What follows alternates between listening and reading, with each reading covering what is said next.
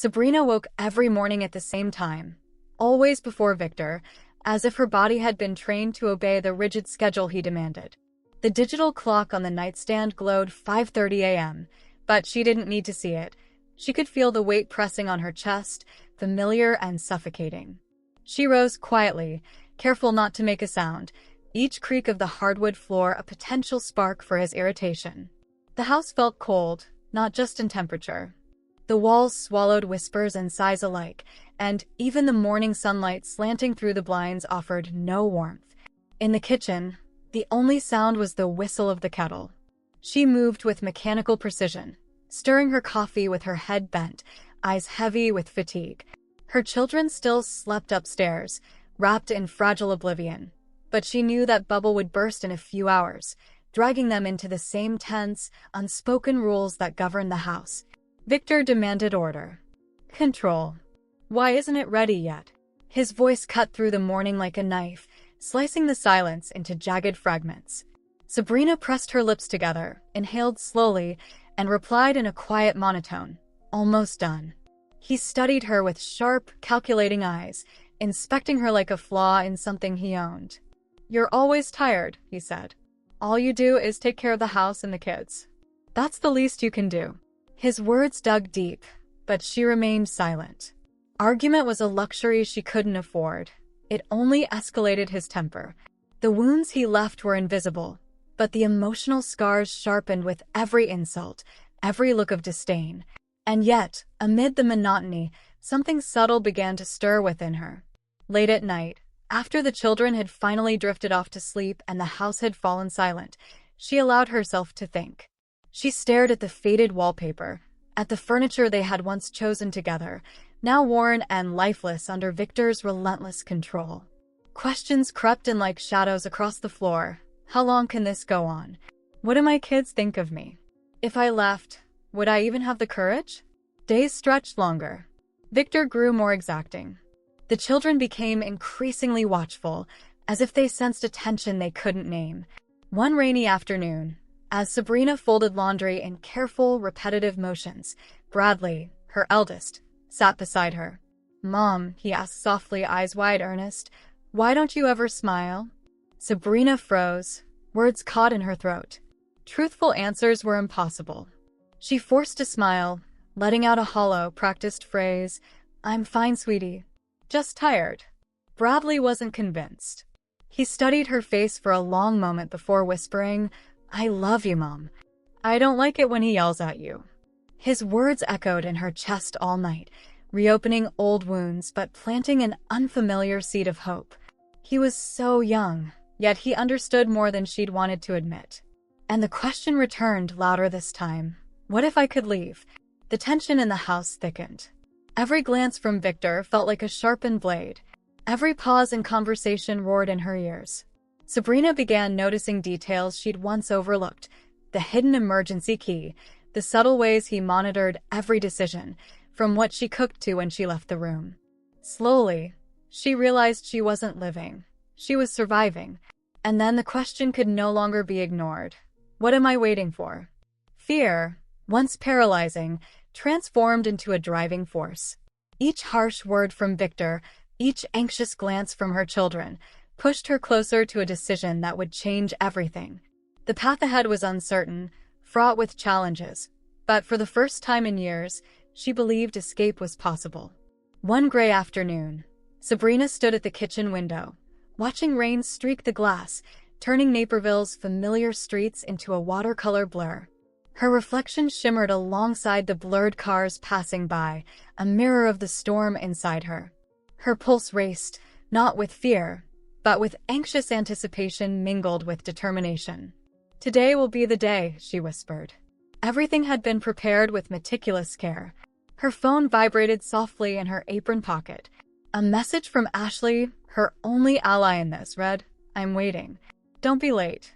Ashley was the only person she trusted, the only one who understood the gravity of what she was about to do. They had rehearsed this day countless times in hushed, tense conversations, but now, doubt had no place in her mind. Victor left for work, oblivious to the storm gathering beneath Sabrina's calm. She watched him straighten his tie in the hallway mirror, a mixture of relief and sorrow welling inside her. Finally, a few hours of peace, she thought, unwilling to voice it aloud. His usual cold directive followed her into the kitchen. "Take care of the house. I don't want complaints when I get home," he said, as if his presence alone validated the words. Sabrina simply nodded, her face unreadable, but a quiet shift had already taken root in her eyes. As soon as the door clicked shut, she moved with precision. Her small suitcase, hidden behind the wardrobe, emerged. Inside were only essentials, a few clothes, critical documents, and the money she had painstakingly saved, hidden from Victor's knowledge. Her hands trembled slightly as she zipped it closed. "Now or never," she whispered, heart hammering. A flicker of doubt passed, and she paused in the living room doorway. The empty house seemed to hum with memory, the echo of children's laughter that hadn't been heard in years, the arguments that had replaced conversation, the lonely nights even lying beside Victor. She inhaled deeply, imprinting this final ordinary moment in her memory. Then Bradley appeared at his bedroom door. "Mom, what are you doing?" His small voice, full of innocence, pierced her heart. Sabrina knelt, cradling his face in her hands. "Sweetheart, Mom has to go. I have to do this for us." Bradley frowned, confused. "But Dad will be mad." "Yes, he will," she admitted softly, "but it's time to be brave. One day you'll understand." She held him tightly, offering all the reassurance she could muster for the days ahead. He didn't fully grasp the enormity of the moment, but he nodded. "I love you, Mom," he whispered, and those words fortified her courage. She picked up the front door key and stepped into the soft patter of rain. The street was empty, the early morning mist clinging to the asphalt. At the end of the block, Ashley's car waited, understated and unremarkable. Each step toward it was deliberate, every heartbeat a drum of both fear and freedom. When she opened the door, Ashley looked at her with a mix of concern and unwavering support. "Are you sure?" she asked, voice gentle but taut. Sabrina met her gaze with unshakable conviction. "Yes." The car rolled forward, and with every turn down Naperville's quiet streets, Sabrina felt a profound sense of release, as if leaving a prison behind. The world outside seemed boundless, full of possibilities she had almost forgotten. She pressed her palm to the glass, watching streetlights smear across the rain-slick pavement. No turning back now. A single tear ran down her cheek, not of sorrow, but of relief. Meanwhile, Victor returned home, earlier than usual. The moment he stepped inside, unease prickled up his spine. "Sabrina." His voice was dry, carrying no warmth. Silence answered. He moved swiftly, footsteps sharp on the hardwood, dread rising with each room he passed. Reaching the bedroom, he froze at the wardrobe. It stood slightly ajar, empty of the suitcase he had always expected to see. "What?" His voice cracked in disbelief and anger. He dashed through the house, opening doors, calling her name, but silence was absolute. Victor had never imagined this could happen. His control, his dominance, his careful orchestration of every detail, it had all collapsed in an instant. For the first time, her absence was a tangible weight pressing down on him. Hours later, he returned again, keys clattering in the empty hallway. The click of the front door echoed through hollow rooms. The house, once his domain, now felt suffocating, every corner a reminder of what he had lost. The phone rang. It was Chloe. "Victor, I heard she's gone," she said calmly, almost detached. "What do you mean gone?" "This is temporary. She'll come back," he said, forcing a laugh that didn't mask the unease tightening in his chest. "Do you really think she'll come back after everything you've done?" Chloe asked, frustration simmering beneath the surface. Victor scoffed, anger surging. "What do you know? I take care of everything here. She just needs time." A pause, then Chloe spoke deliberately. "Look around, Victor. No note. No call.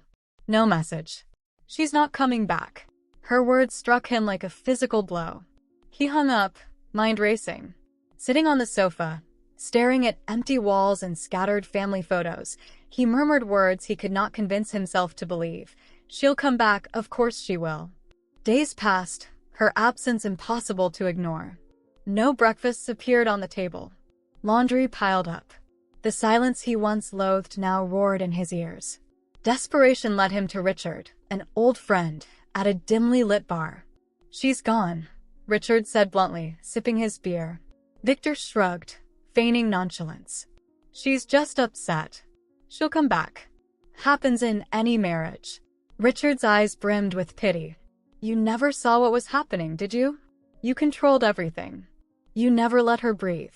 "I gave her everything," Victor shot back. "Nothing was missing. Except freedom," Richard said softly. "Except respect." The words hung like a lead weight, pressing down on Victor in a way he had never known.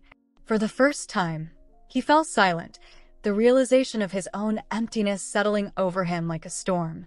Returning home that night, he sat on the sofa, staring at the bare walls.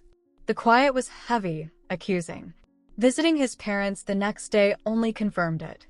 His mother tried to soften the blow. "Maybe she just needs time. You know how these things go in a marriage." His father's voice was firmer. "Sabrina isn't coming back, Victor. You spent years controlling everything, thinking that was love. Love is something else entirely. You've lost her." Victor lowered his gaze, speechless. The game of power and control that had defined his life now revealed itself as a hollow, unbearable void. "I don't know what to do," he whispered, vulnerable for the first time in years. Days passed, and slowly Victor began to realize that Sabrina's absence was more than just physical.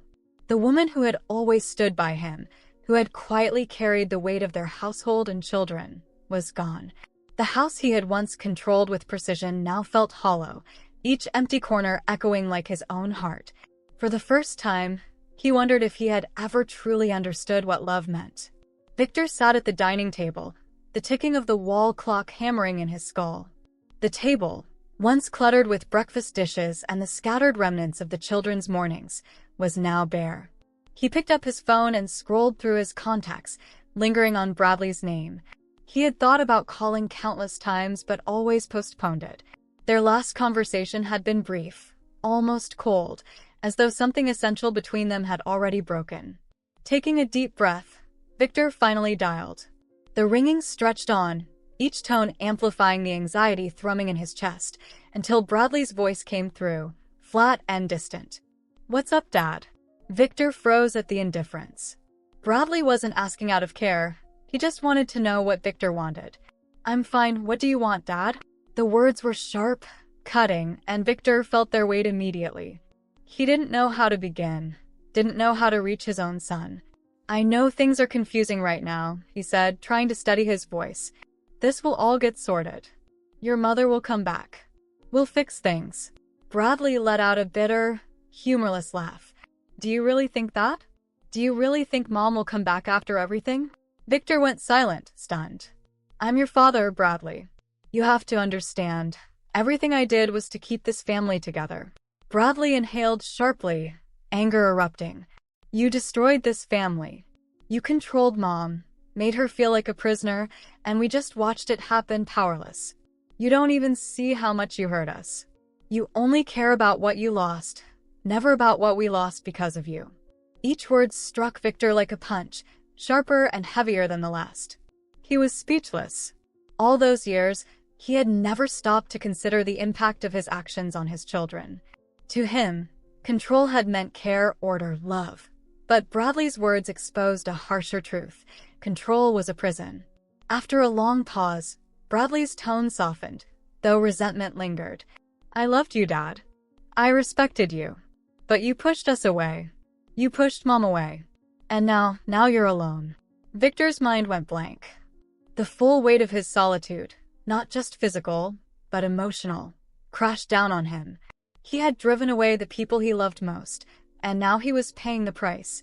That evening, he drove to see his sister, Chloe, seeking guidance, or at least some solace. She greeted him with a mixture of pity and judgment, arms crossed as he sank into the sofa. "Victor, what did you expect?" she asked, voice sharp but steady. "You thought you could control everything, and everyone, forever?" "I just wanted the best for my family," he murmured, almost apologetically. Chloe shook her head. "The best? What you wanted was power, Victor. Control over Sabrina, over your kids. That's not love. That's selfishness. Her words hit harder than he expected. The protection he had believed he offered now sounded like manipulation. Now you're alone, brother, she continued, her tone softer but firm. Sabrina is gone. Bradley and Iris avoid you. This is the result of your choices. You never made space for love to grow. Everything was control. And now you're paying the price. Victor stayed silent, the weight of truth settling over him. He had lost everything, not to bad luck, not to circumstance, but because of his own hands. Back home, he collapsed onto the sofa, staring at the ceiling. The silence that once felt like a victory, the absence of conflict, was now relentless. Bradley and Chloe's voices echoed in his mind. He tried to recall the good moments, Sabrina's laughter, the children's smiles, but they seemed distant, like a life that no longer belonged to him. Seeking a sliver of comfort, he wandered into Bradley's room. It had been left untouched since his son went to live with his grandparents. Everything was in place, yet something vital was missing. Warmth, the pulse of living memories. Victor's gaze landed on the shelves lined with Bradley's soccer trophies. He didn't even remember the last game he had attended. His chest tightened as he picked up a small trophy from when Bradley was 8, the cold metal edges biting his hands. I was so busy working, controlling. I never realized how much I was losing. Sitting on the bed, hands trembling, tears he had never allowed himself to shed spilled freely. For the first time, he felt the weight of his actions, the price of the control he had valued above all else. Memories swirled like a storm. Sabrina's tired eyes, arguments with Bradley he had dismissed, and the empty house that mirrored the void inside him. I did this, he whispered, confessing the truth to himself. Meanwhile, in a small sunlit home on the outskirts of Naperville, Sabrina woke to morning light streaming through white curtains. The room was simple, yet vibrant with life. Every corner pulsed with freedom. She inhaled deeply, unburdened, and gazed at a garden blooming with early spring flowers, each petal a symbol of her own reconstruction. "Good morning, Sabrina," a familiar voice called from the doorway. It was Ashley, her steadfast friend and anchor through the hardest step of her life. "You seem lighter today." Sabrina smiled, startled by the truth in those words. "I am," she said, her voice firm in a way it hadn't been for years. Ashley set 2 steaming cups of coffee on the table. "So, what's next?" she asked, curiosity laced with care. Sabrina's gaze drifted to the horizon, calm yet determined. "I'm going to live, Ashley. For myself." She reached for a small notebook lying open on the table, a diary she had begun to document her feelings, fears, and above all, hopes. While Sabrina stepped into her new life, Victor faced the shadows of what he had lost. Hours passed in silence on the terrace of his empty house, the absence of laughter and conversation pressing heavily around him. Finally, resolved to try one last time, he picked up his phone and dialed a number he had memorized. The ringing intensified his anxiety until Iris's neutral voice answered. "Hello, Dad. I wanted to talk, maybe with Bradley too," he said, voice low and cautious. "I know I made mistakes, but I'm trying to understand. I just want to listen. To connect." "I'll talk to Bradley," Iris replied slowly, "but I don't know if he'll want to." Victor swallowed hard. "I understand. Just, please think about it. I don't want this story to end without trying to reconcile." Meanwhile, Sabrina wandered through a local Naperville market, notebook in hand, smiling at new faces, delighting in the freedom to make her own choices. A small part of her knew the past wasn't fully resolved. To truly move forward, she would have to confront it one final time. Weeks later, Victor appeared unexpectedly in the city where Sabrina had rebuilt her life. He didn't know what to expect, only that he needed to see her, to face the mistakes he had long ignored. They met at a quiet cafe, tucked away from prying eyes. Sabrina's heart quickened, not with fear, but with cautious surprise. Victor looked older, wearier, regret etched into every line of his face. "Sabrina," he began, voice low and heavy. "I know what I did has no excuse. I hurt you. I lost the trust of our children. But I needed to see you, to tell you I'm sorry. For everything." Sabrina remained silent, studying him. He seemed new, yet she knew the life she had built couldn't be undone by late regrets. Victor, she said finally, serene but firm, I forgive you. But not for you, for myself. So you can move forward. That doesn't change what happened. I'm not the same, and we will never be the same. Victor nodded slowly, tears welling. I just wanted you to know, and maybe one day I can make things right with Bradley and Iris. That depends on them, Sabrina replied. You have to give them the space you never gave before. He agreed wordlessly. The road to reconciliation would be long, but at least he had taken the first step. As she left the cafe, Sabrina felt a weight lift. She was no longer a silent prisoner. She was the author of her own story. Victor returned to his empty house, aware of the long journey ahead, while Sabrina continued her rebirth, certain that her future would be built by her own hands. True transformation comes when we face our mistakes and give others space to flourish. Healthy relationships are built on respect, understanding, and freedom.